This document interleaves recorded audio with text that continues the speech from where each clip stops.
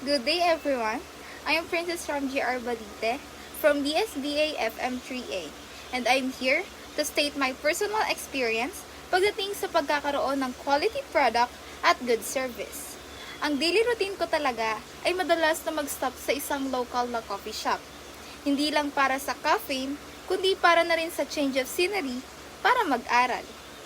Recently, nagkaroon ako ng isang particularly notable na experience na nag-highlight sa direct correlation between product quality and customer satisfaction. Isang concept na na-well-versed ako pero bihira kong ma-experience ng ganito ka-visceral. Nag-order ako ng usual iced coffee ko pero pagdating, na-disappoint agad ako. Weak at watery ang espresso at ang milk ay maasim na.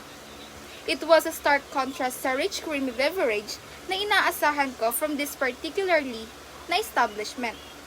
Ang poor ng quality, hindi lang sumira sa drink ko, kundi pati na rin sa focus ko.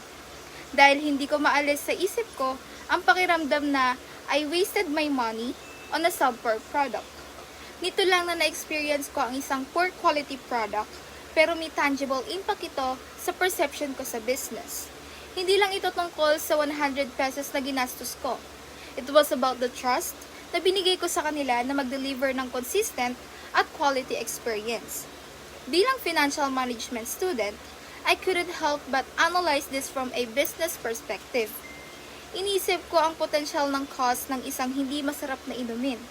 Ang cost ng ingredients, ang labor na ginamit para gawin ito, at higit sa lahat, ang isang dissatisfied customer.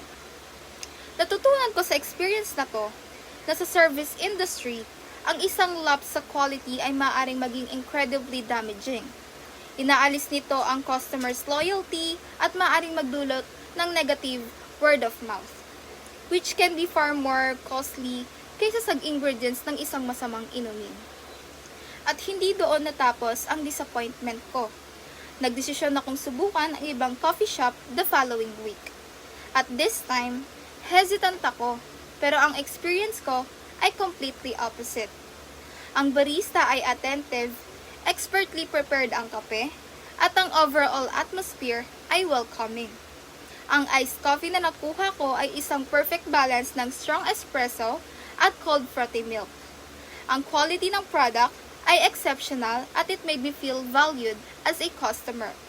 Ang positive experience na ito ay hindi lang nag-validate sa desisyon kong lumipat ng coffee shops kundi nag-reinforce rin sa importance of consistently high standards.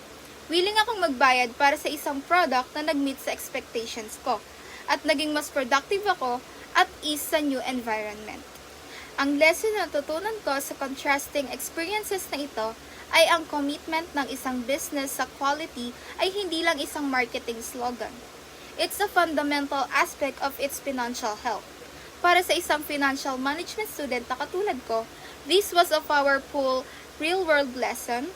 Ang isang business na consistent sa pag-deliver ng high-quality products and services ay nakakabuo ng loyal customer base na nagtatranslate sa recurring revenue at positive brand reputation.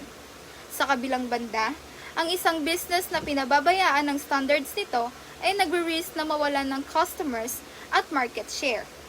Ang personal experience ko bilang isang coffee shop customer ay nag-reinforce sa idea na quality is not a cost center.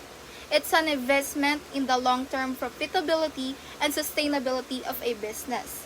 And that's all for my personal experience as a customer. Thank you for listening. I hope I shared a lesson that we can learn.